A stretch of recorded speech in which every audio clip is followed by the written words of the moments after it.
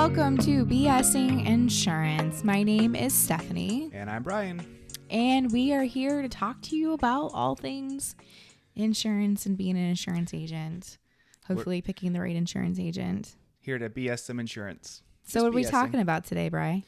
Oh, so this one's going to be geared more towards the people who actually sell insurance. But CMS came out with a new rule for Medicare for 2025 plan year. And this is where you start to fall asleep. Well, this is the stuff that gets you in trouble. So you really need to know it. So legitimately, when it came out, we had a text message from someone who works with us. And she's like, hey, did you read this? And legit, I rolled over. And Brian, how long did you read this for? Well, it's 1,300 pages. So I still haven't read all of it. And I probably won't because not all of it really pertains to us. And this is why Brian works with me. But there's a great deal of it that pertains to us. So yeah, I mean, I was up for an hour and a half just kind of getting my first dive into it. Yes. And I've spent, a good many of hours since trying to read it all and figure out what it all means. And yes, and you've also talked to some colleagues in the business and gotten their input on it. So we just wanted to kind of simplify it for you guys because there's a lot of fake news going on Facebook already. People trying to scare people, things like that. So you are fake news. So when you're talking about like insurance regulation, there's so many different levels, right? So at the very bottom, well, I won't say at the bottom, but so we'll start from the top, right? The very top for Medicare anyways, you have CMS and their regulations that they set down, which are based off of their interpretation and guidance, their interpretation of laws passed by Congress and guidance given to them by the president. And that's where they get their rulemaking authority from. So you have to follow all of those rules, and there are tons of them. The next is, the state laws, and then, so you have like in Florida, we have Florida state statutes that cover insurance, marketing, and sales and all that, as well as Florida Administrative Code. And that code generally follows the National Association of Insurance Commissioners guidelines, which most states now do. So if we say something is like a Florida rule, it's probably a rule in most other states too. Or it might be even more of a rule and taken more extreme in other states as well. Because some states are hard to deal with. Some states follow the guidelines. Some states don't. Some states are more stringent than the guidelines. And really, it's going to be like sometimes things are going to be state dependent. But that's not what we're necessarily talking about today. No, this is all federal level stuff. But then you also have the carrier guidelines, right? Which are based off of CMS guidelines. And then also the things that they want to just make more stringent because they can, and it's less likely that you can get them in trouble when you follow these guidelines. So that's kind of like the levels, right? But this one is that high level, the CMS rules, and it's CMS rule 4201-F3 and 4205-F. And it's really got an interesting heading, guys. It's super interesting. Medicare program. Changes to Medicare Advantage and the Medicare Prescription Drug Benefit Program for contract year 2024. Remaining provisions in contract year 2025 policy and technical changes to the Medicare Advantage Program, Medicare Prescription Drug Program, Medicare Cost Program, and Medicare All-Inclusive Care for the Elderly PACE. So if you're looking it up, that's the official name. And we're going to... Exciting stuff here, guys. Exciting stuff. I'm going to have a link to it in our descriptions and stuff below. So if you're sleeping, please do not try to please don't fall asleep on us. This is riveting. That's how I look at this. Brian finds this very riveting. Well, it's very important because there's some big changes in here. There is. The high level overview from CMS is that the final rule revises Medicare Advantage Part C, prescription drug, blah, blah, blah, blah, blah. Agent broker compensation, health equity, dual eligible special needs plans, utilization management, and also codify some sub-regulations. So for you agents and brokers listening to this, agent broker compensation. That's the big one. And that's generally what we're going to talk about here today. And everyone is misinterpreting this or misreading this. And I've seen like 4 different opinions on how this is written. And let's just preface this with, we're going to sit and wait to see what the carriers do. Right. Because this is right now just the guidance. The actual rule hasn't been published yet, right? This is the rule. They're telling us what it is. It's in here. But they haven't put it in the Code of Federal Registers yet, CFR. So when it hits that, then everybody will be able to say, yes, this is in fact what it says. But right now they're telling us this is what it's going to say. And it's a 1,300-page document that explains what it's going to say and why it's going to say what it says. So an interesting thing about this document is the intent portion of it, which you don't really get a lot. Like, so you can really dig down, like when you're thinking about how a statute or a rule is supposed to be interpreted and what does it actually mean. You look at the intent behind that rulemaking. And this 1,300-page document actually breaks down the intent and why they set the rule to what they set it. You don't necessarily have to agree with it, but it is what it is. It's their intent is in there. And there's 2 different things that people need to understand when it comes to this rule, and 2 different definitions. And the first is an agent or broker, which is, us, everybody that sells insurance. You're the agent or broker, agent/broker. And then there's a third party marketing organization. And those 2 are the same thing, but they're not the same thing. Okay, a third-party marketing organization, according to Medicare regulations, is an organization and individual, including independent agents and brokers. So, a TPMO can be an independent agent or broker who are compensated to perform lead generation, marketing, sales, and enrollment-related functions as a part of the chain of enrollment or the steps taken by a beneficiary from becoming aware of a MA plan or plans to making an enrollment decision. TPMOs may be a first-tier downstream entity, an FDR, or related entity, which would be an FDR. Those 3 things are an FDR, an acronym. But may also be entities that are not FDRs but provide service to an MA plan or MA plans FDRs, first tier, downstream, or related entity. So, Lots of words. A lot of words that say this. A TPMO can be an agent and broker, or the agent or broker, but it's not the agent or broker, right? So when you are getting somebody to sign on a dotted line, you're the agent or broker, right? So I think that's the clarification after reading through all this stuff. And it's going to mean something here in a minute, I promise. An agent or broker is a TPMO, but not always acting as a TPMO. And a TPMO is not necessarily, doesn't have to be an agent or broker. So one of the things that's in here is pretty important before we hit to that compensation one, because this one is perhaps more important than compensation, because this one will get you in trouble. And that's distribution of personal beneficiary information by TPMOs. This is where a TPMO, also being an agent or broker, comes in, right?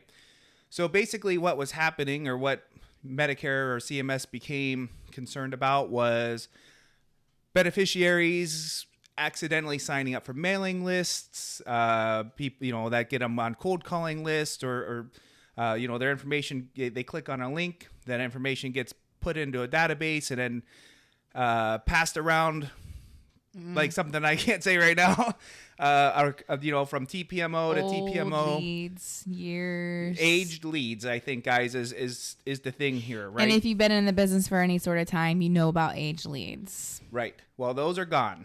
Okay. Yay for the consumer. Yeah. So let me say, basically, they were concerned TPMOs are selling and reselling beneficiary contact information to skirt CMS rules about prohibiting cold calling so they can aggressively market MA Part D plans, blah, blah, blah, blah, blah. There's 4 pages on this. I'm going to hit all the way to the bottom, okay? Simply put, TPMOs must have prior express written consent to share a beneficiary's personal data on or after October 1st, 2024. So basically, that's the thought behind the rule. That's what they want to enforce. It kind of gets into a little bit more of the the details here. Basically, Rule 422-2274G4 and 423-227G4, which is the Medicare Advantage and the Part D rules, respectively.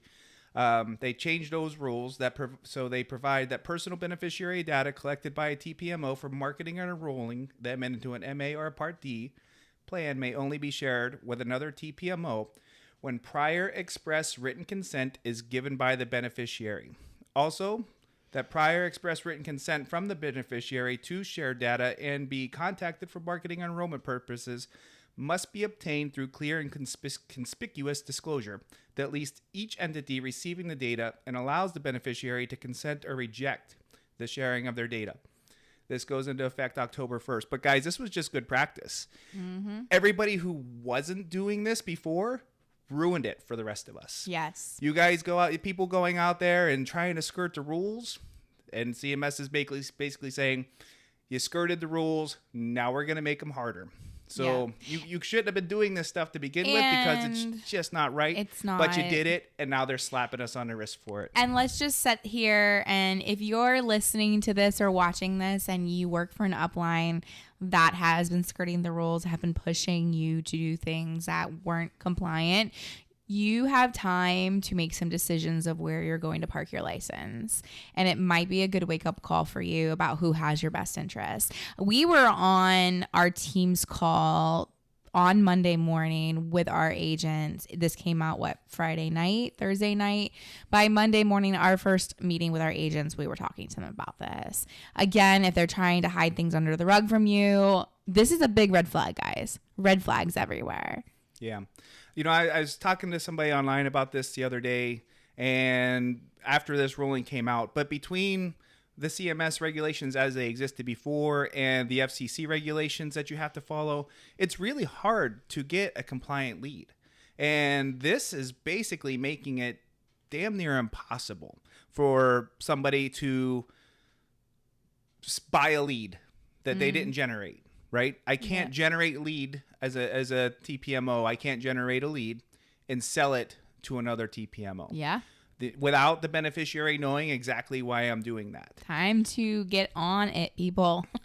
Interesting thing. This popped into my head as I was reading through this today. Florida actually has an administrative code, and because, like I said, Florida follows the NAIC, I'm sure most other states do, that if you're calling somebody for a life or health insurance purpose, right, to sell them life or health, you actually have to tell them in that initial contact that you got their name off of a mailing list or off of a lead generation source. So calling up and saying, hey, I got your, I'm here to talk to you about this. If you got them off of a lead, you have to tell them that. Yeah. So you have to break that. You have to bring that into the initial contact. We should. So many people are not doing that. Have to skirt these things to make a sale, though, because we really if we're starting a relationship with our client on a lie, how is that good for anybody, right? Because what you always say, you have to tell 3 different lies to Once cover you up. tell a lie, it takes 3 more lies to cover that one lie up. So and then you have to tell it compounds. It's compounding interest, right? Hopefully, it's a wake up call. We just saw the thing on Globe Life on the news last night. I've been in this business 14 years, and I've seen a lot of high producing agency favorites come and go, and they come in like a wrecking ball, sell all this stuff, and they're on all the meetings. How are you doing this? How are you doing that? And then all of a sudden 6 months later, they're gone. No one wants to talk about it. Just do things right the first time. Yeah. Just do it right the first time. It shouldn't be that hard. Yep, they're gone, and then you look at their license and administrative suspension or withdrawn. Oops. Oopsies. So I think the reason why we wanted to put out this episode, we don't want to make it super long, but there is a lot of misinformation about FMOs, where their place is going to be in relationships to agents, agencies. So Brian, for the agent, right, for an independent agent broker, let's say they've got 4 or 5 Medicare contracts, what should they be looking out for? What is in their future, do you think, from the way we've been reading the legislation? So we kind of have to hit on a couple things here, okay? We can move into the compensation part of it real quick. $100 basically you get extra a year. Well, and HRAs are probably going to go away. Not so. Here's the thing, CMS in this rule, and this is a huge part of the rule that they just made up. Basically, they're concerned that payments to agents for administrative stuff is being used to have an agent push a beneficiary into a certain plan over the other, and that makes them feel like agents are not acting in the client's best interest, right? The goal of the insurance agent is supposed to be to put the client on the plan that's most beneficial for the client. Not the one where you get an extra $50 for their HRA. You get the most money, right? Yeah. So you don't put them on carrier A's because carrier A pays you $140 for an HRA, right? Or $115 or whatever it is. Versus one's paying you $50. Right. So in order to stop that from happening, they're saying no more HRAs, no more administrative payments.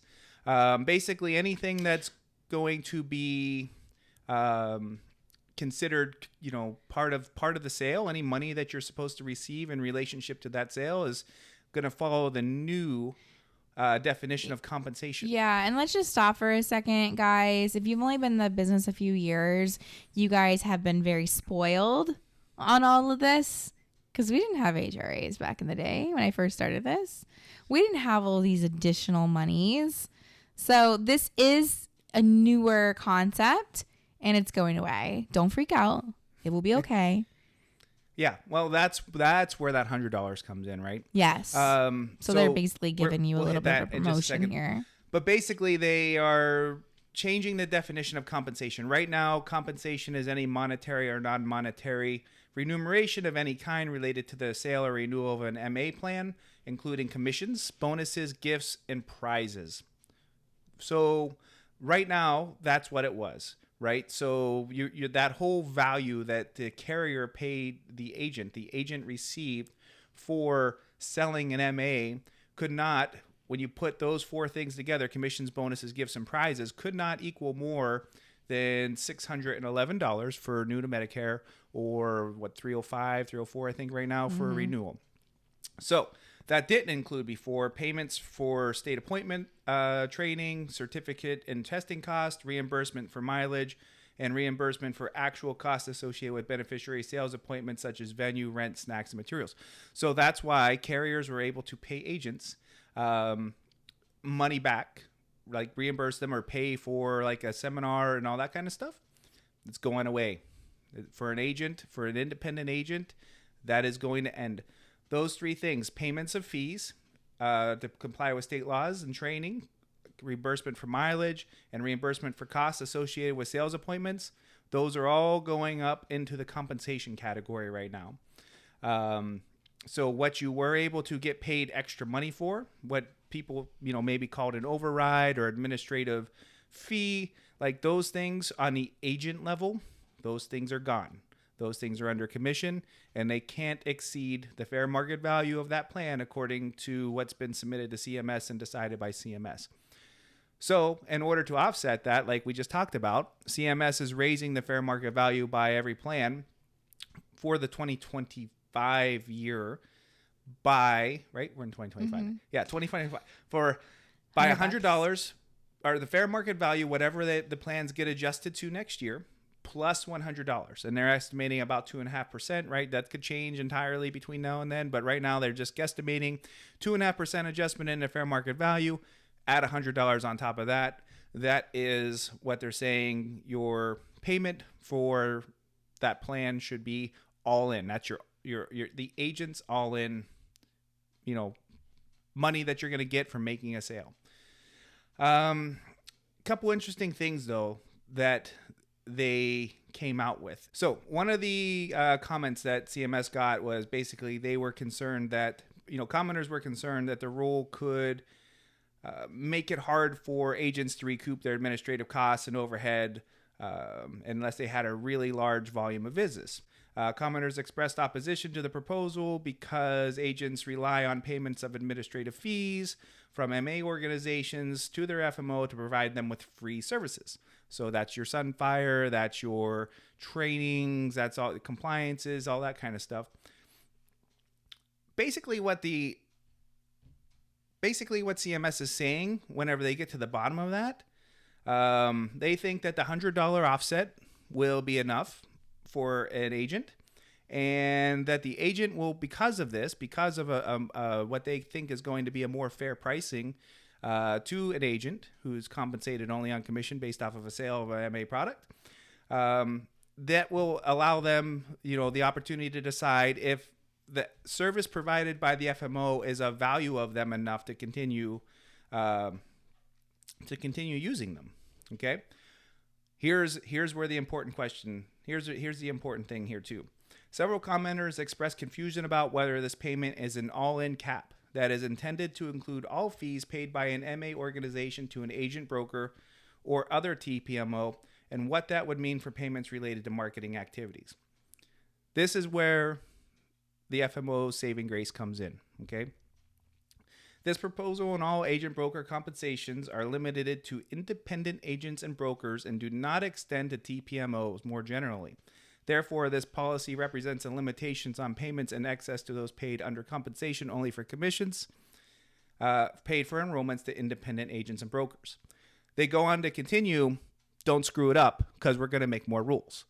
So what that means is your contract with your FMO is going to change. Okay, like if you are a independent agent contracted to your FMO, that contract is going to change. They're not going to be allowed, because of these rules and others, they're not going to be allowed to pay you more than the CMS rate for a Medicare sale anymore, or a Part D sale.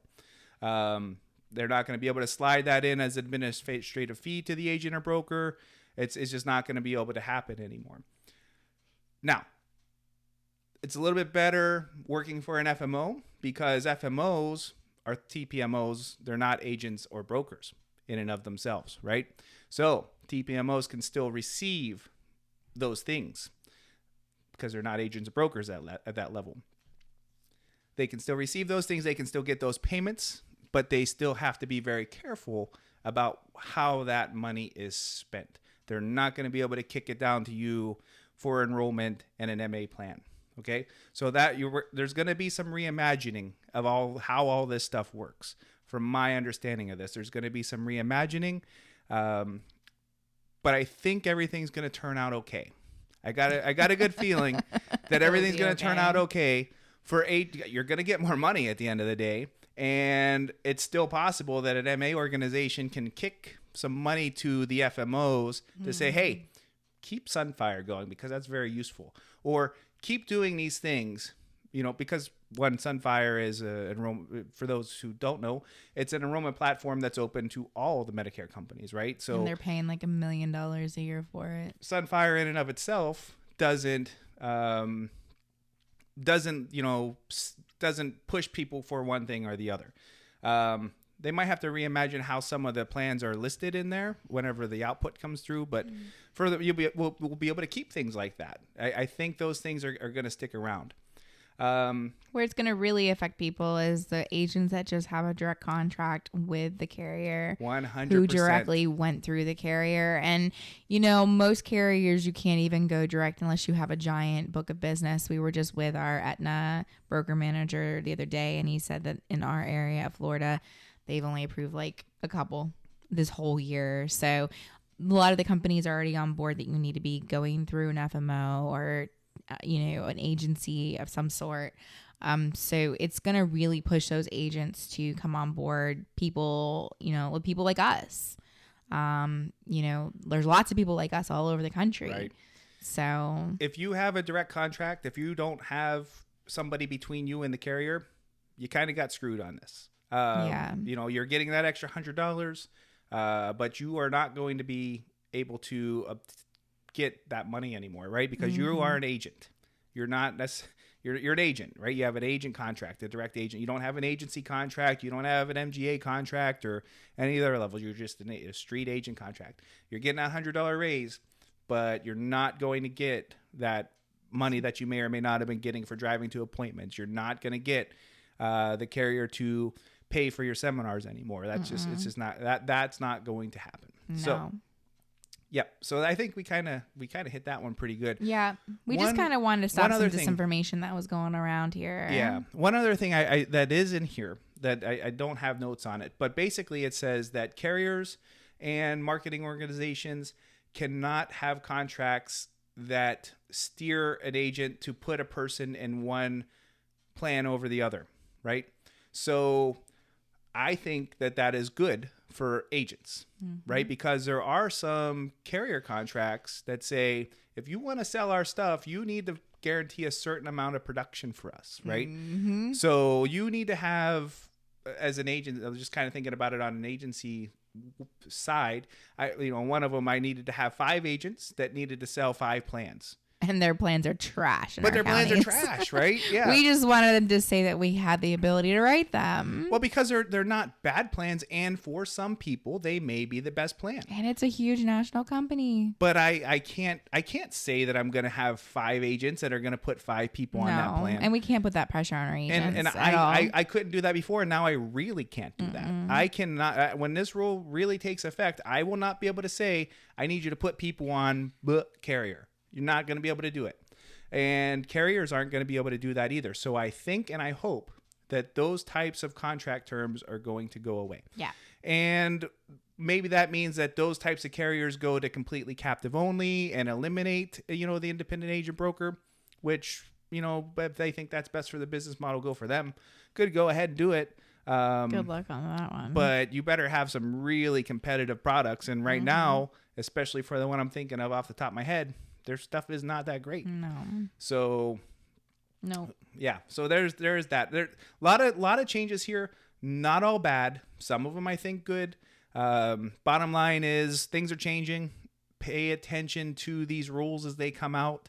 There is a lot of information. Yeah. So don't just take our word for it, because we're not lawyers. We don't work for the insurance companies. We don't work for FMOs. We work for ourselves. So we're looking at this from our perspective as, what we can see as people who know how to read and comprehend stuff.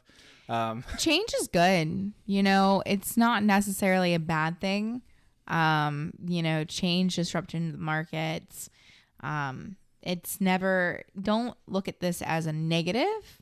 It's just going to be a workaround, right. And you might have to readjust your business that you have right now. It might be a good time to reevaluate where you're at, who you have surrounding you, who is on your end for training, mentoring. Exactly. This is a great time just to kind of reestablish, okay, am I in the right place right now? Or do I need to reevaluate everything? 100%, because now is the time to get that done, right? Yes. You got a couple weeks to figure it out, read these documents, figure out if you're going to be where you need to be. And if you need to make a move, not saying that people should be making moves, but if it is in your best interest to make a move, some of these carriers, some uplines don't have an immediate release, right? They're not going to release you. And some carriers have months of waiting before you can get a self-release. Yes. So make crazy. plans now. Read and make plans. And make sure you're in the right spot. If you have been thinking about getting into Medicare, let's say you're a life insurance agent right now and you've been told hey, you need to get into Medicare, don't let this dismiss you from getting into Medicare.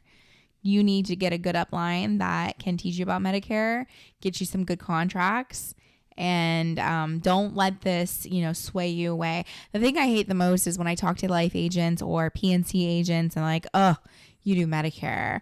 I could never imagine having to keep up with compliance. And I'm like, it's not that bad. Everybody's it's got really rules. not. Everyone's got rules. And once you do it for a little bit and you have some good people behind you, the rest is easy. But again, in our first 2 minutes, don't lie. Don't start these conversations off with people lying. That's to your client. That's to your agents. That's to everybody. So if what you're saying is not 100% honest, it will come back and bite you. Yes. Right. If you have to say something that is not the truth, or maybe, some other alternate version of the truth, that is the reason why we have these rules. Yes. People have been for years making alternate versions of a truth. And now the government's coming down and saying, no, stop doing that. You're ruining it. You're ruining it for everybody. Well, we would love to hear your guys' interpretations, your thoughts, your plans for 2025. Is this going to disrupt you, or is this going to keep you moving forward? Or are you kind of like, I don't know what I'm doing. I don't have any sort of guidance here. Help. Reach out to us. Yep. We're here. We'd love to have some more stuff to talk about here on the podcast. So yeah, a link to this document is going to be in the description. Please read it. If you think we got a wrong take entirely, let us know. If you got a different take, hey, leave us a comment in whatever thing that you're listening or watching this on. And make sure you subscribe. Hit on the our button. YouTube, and follow us on all the podcasting platforms. Yep. Apple. I mean, you're listening to this on a podcast probably, so I don't need to go through Sirius that one. XM, all that jazz. Yeah, So. but we're on a YouTube, so you can check us out there. Facebook. I mean, put a message on the Facebook page, whatever. BSing Insurance, the podcast on Facebook. BSinginsurance.com. SBGInsuranceGroup.com. Leave us a message. Let us know what you think. We want to know. You know, if we're off base, or if you agree with us, or you don't care. You know, let us know. With that, have a great day, guys. Bye.